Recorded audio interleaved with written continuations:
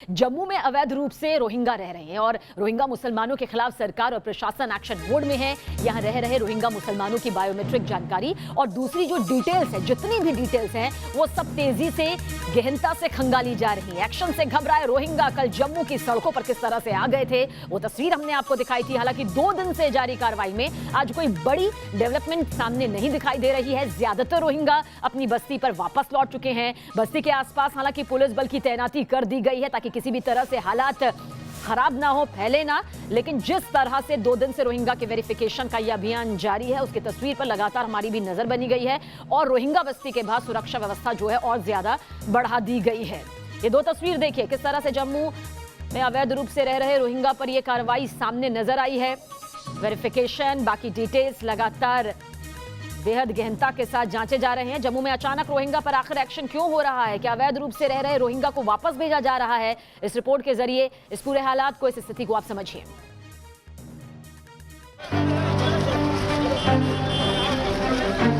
सारे का सारे बोरा की सारे का सारा खाली करो। ये सर का सारा पर हम लोग रह रहे हैं। जम्मू के भटिंडी इलाके में सुबह सुबह अफरा तफरी मच गई। सड़कों पर रोहिंग्या शरणार्थियों का सैलाब उमड़ आया। एक अनजाने डर से रोहिंग्या शरणार्थियों ने अपनी बस्तियों को खाली कर दिया और फिर परिवार और सामान के साथ सड़कों पर आ गए, जिसके बाद प्रशासन फौरन एक्शन में आया और वहां भारी तादाद में पुलिस फोर्स को तैनात कर दिया गया। सड़कों पर उमड़े रोहिंग्या शरणार्थियों की इस भागम भाग की वजह है जम्मू में प्रशासन का वो हाई वोल्टेज एक्शन, जिसमें रोहिंग्या मुसलमानों को लेकर बड़ी कार्रवाई का आगाज हुआ। एक एक कर रोहिंग्या मुसलमानों को जम्मू के मौलाना आजाद स्टेडियम के अंदर लाने का सिलसिला शुरू हो गया। ये सारी कवायद रोहिंग्या मुसलमानों की बायोमेट्रिक जानकारी और दूसरी डिटेल जुटाने के लिए शुरू हुई ताकि गैर कानूनी रूप से जम्मू में रह रहे रोहिंग्याओं की शिनाख्त की जा सके। लेकिन शनिवार से शुरू हुए वेरिफिकेशन कैंप के आगाज का साइड इफेक्ट ये हुआ कि रविवार की सुबह जम्मू की सड़कों पर रोहिंग्या शरणार्थियों का हुजूम उमड़ आया। अपने झुग्गियों से यहाँ पर निकल गए हैं और आप देख सकते हैं कि किस तरह की आबादी जो है वो यहाँ पर रोहिंग्यास की है और बड़ी तादाद में ये जो रोहिंग्यास हैं वो यहाँ से अब निकल गए हैं। उनका ये कहना है कि जो जिन लोगों को डिटेन किया गया है उनमें से कई ऐसे लोग हैं जिनके परिवार पीछे रह गए हैं। ऐसे में अगर सरकार उन्हें यहाँ से भेजना भी चाहती है तो उनके सारे परिवार को यहाँ से ले जाए। वेरिफिकेशन का काम जो है वो MAM स्टेडियम में लगातार यहाँ पर चल रहा है और जिन लोगों के पास डॉक्यूमेंट्स नहीं है और जो इलीगल तरीके से यहाँ पर रह रहे हैं उनके खिलाफ कार्रवाई करना जो है वो यहाँ पर पुलिस ने शुरू भी कर दिया है। हमारा अगर देश शांत हो गया हम जा सकते हैं। हमको पता जब हम वहाँ पे जाएंगे हमको मार दिया जाएगा।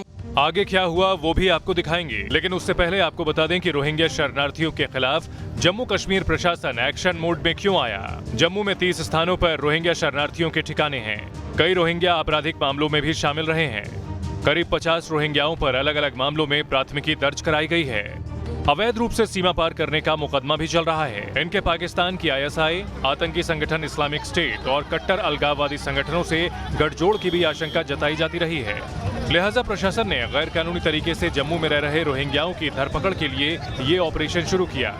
उनके वेरिफिकेशन के साथ ही दस्तावेज खंगालने शुरू किए और फिर करीब 155 रोहिंग्याओं को गिरफ्तार कर उन्हें हीरानगर जेल में बने डिटेंशन सेंटर में भेज दिया। बस फिर क्या था, जम्मू के रोहिंग्या शरणार्थियों की आधा दर्जन बस्तियों में हड़कंप मच गया और भागम भाग शुरू हो गई। एक अनुमान के मुताबिक भारत में करीब 40,000 रोहिंग्या हैं। इनमें से 10,000 तो जम्मू कश्मीर में डेरा डाले हैं, बाकी दिल्ली, आगरा, अगरतला, कोलकाता समेत बंगाल, बिहार और असम के कई स्थानों पर डेरा डाले हैं। सरकार रोहिंग्या शरणार्थियों को कानून व्यवस्था और सुरक्षा के लिए खतरा मानते हुए देश से निकालना चाहती है। जम्मू कश्मीर में पहला रोहिंग्या साल 1994 में आया था। पहला रोहिंग्या आने के बाद जम्मू में बसा। इसके बाद धीरे धीरे इनकी संख्या शहर के बाहरी इलाकों में बढ़ती गई। अस्थायी आशियाने भी बना डाले। यहाँ रहने वाले रोहिंग्या मजदूरी कर अपना जीविकोपार्जन करते हैं। कई ऑटो भी चलाते हैं। कई रोहिंग्याओं ने तो कारोबार भी शुरू कर दिया है और इनमें मछली का कारोबार मुख्य रूप से है।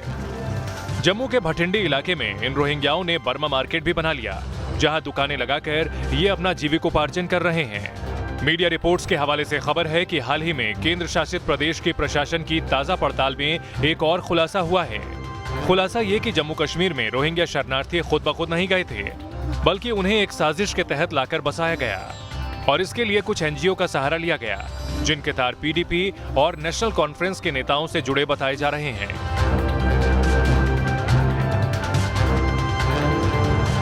साजिश कितनी बड़ी है, इसका अंदाजा इस बात से भी लगाया जा सकता है कि इन एनजीओ को यूएई और पाकिस्तान से हवाला के मार्फत फंडिंग होने के सबूत भी मिले हैं। मीडिया रिपोर्ट्स के मुताबिक रोहिंग्या शरणार्थियों को जम्मू कश्मीर में लाकर बसाने में एक साफ पैटर्न देखा जा सकता है। जम्मू में अब तक 2513 रोहिंग्या परिवारों को लाकर बसाया जा चुका है। इसमें कुल 5514 लोग हैं। कश्मीर घाटी में एक भी रोहिंग्या शरणार्थी नहीं है। जम्मू में बसाए गए ज्यादातर रोहिंग्या शरणार्थियों को पश्चिम बंगाल के मालदा और आसपास के जिलों में शरणार्थी शिविरों से लाया गया। इन शरणार्थियों को जानबूझकर सुरक्षा से जुड़े संवेदनशील स्थानों के पास बसाया गया। सुंजवा में सैन्य प्रतिष्ठान से कुछ दूरी पर 48 रोहिंग्या परिवारों के 206 लोग, जबकि नगरोटा में 16 कोर मुख्यालय के इलाके में करीब 250 रोहिंग्या रहते हैं। लेकिन जम्मू कश्मीर पुलिस ने जिस तेजी से रोहिंग्या मुसलमानों का वेरिफिकेशन शुरू किया और फिर 155 रोहिंग्याओं को गिरफ्तार कर हीरानगर में डिटेंशन सेंटर भेजा, वो सिग्नल दे रहा है कि कुछ बड़ा होने वाला है। जम्मू कश्मीर पुलिस भी कह रही है कि ऐसे प्रवासियों की पहचान की कार्रवाई अभी जारी रहेगी। डिटेंशन सेंटर में इन्हें भेजने के बाद ये पता लगाया जाएगा कि वो किस देश के हैं। राष्ट्रीयता की जांच पूरी होने के बाद इन अवैध अप्रवासियों को उनके देश डिपोर्ट करने की प्रक्रिया शुरू की जाएगी। वहीं दूसरी ओर नेपाल की सीमा के पास भी करीब 400 रोहिंग्या बसाए जा चुके हैं और नेपाल के जिहादी गुट इन रोहिंग्या रिफ्यूजी को नेपाल में बसाने के लिए फंडिंग कर रहे हैं। लिहाजा देश की सुरक्षा एजेंसियां अलर्ट हैं। रोहिंग्याओं की मूवमेंट पर नजर रखी जा रही है। भारत में रोहिंग्याओं के खिलाफ हुई कार्रवाइयों पर नजर डालें तो 13 जनवरी को बांग्लादेश के एक शिविर से फरार 10 रोहिंग्या मुसलमानों को न्यू जलपाईगुड़ी स्टेशन पर गिरफ्तार किया गया। ये सभी लोग बांग्लादेश के कॉकस बाजार स्थित कुटुपालंग शिविर से फरार हुए थे। हाल ही में यूपी के खलीलाबाद से एक रोहिंग्या को गिरफ्तार किया गया, जो बीते 20 सालों से अवैध तरीके से यहाँ रह रहा था। अजीजुल हक नाम के इस रोहिंग्या के पास से 2 भारतीय passport, 3 Aadhaar card, 1 PAN card, 3 debit card, ration card और 5 बैंकों की पासबुक मिली। यूपी में अभी तक 1600 रोहिंग्याओं को चिन्हित किया गया है, जिनकी तलाश जारी है। जम्मू कश्मीर में भी 2 रोहिंग्या पकड़े गए। इनमें से एक नरवाल की एक मस्जिद में मौलवी बनकर रह रहा था। जम्मू से गिरफ्तार रोहिंग्याओं के पास से पुलिस ने फर्जी आधार कार्ड, पैन कार्ड और पासपोर्ट बरामद किया, जिसने पुलिस की सिरदर्दी बढ़ा दी। लिहाजा जम्मू कश्मीर पुलिस ने नए सिरे से रोहिंग्याओं की कुंडली खंगालने का काम शुरू किया है। लेकिन रोहिंग्या मुसलमानों से जुड़ा खतरा यहीं तक सीमित नहीं है। मलेशिया का रोहिंग्या आतंकी संगठन तो भारत पर हमले की फिराक में है। दिसंबर 2020 में भारत पर हमले का खुफिया इनपुट मिला था। इसके लिए म्यांमार में एक महिला आतंकी को ट्रेनिंग दी गई। खुफिया एजेंसियों को $2 लाख के ट्रांजैक्शन का पता चला था, जिनका संबंध फरार इस्लामिक प्रचारक जाकिर नाइक से बताया गया। मलेशिया की सरकार पर म्यांमार के रोहिंग्या मुसलमानों के आतंकी गुट अराकान रोहिंग्या सल्वेशन आर्मी की मदद करने का आरोप लगता रहा है। हालांकि मलेशिया की सरकार ने इससे इनकार किया है, लेकिन अंतर्राष्ट्रीय जानकार मानते हैं कि इस्लामिक कट्टरपंथी जहां जहां मौजूद है, वहां से अराकान रोहिंग्या सल्वेशन आर्मी को हथियार और फंडिंग मिलती रही है। खासकर रोहिंग्या मुसलमानों का पाकिस्तान कनेक्शन भारत के लिए बड़ी फिक्र का सबब रहा है।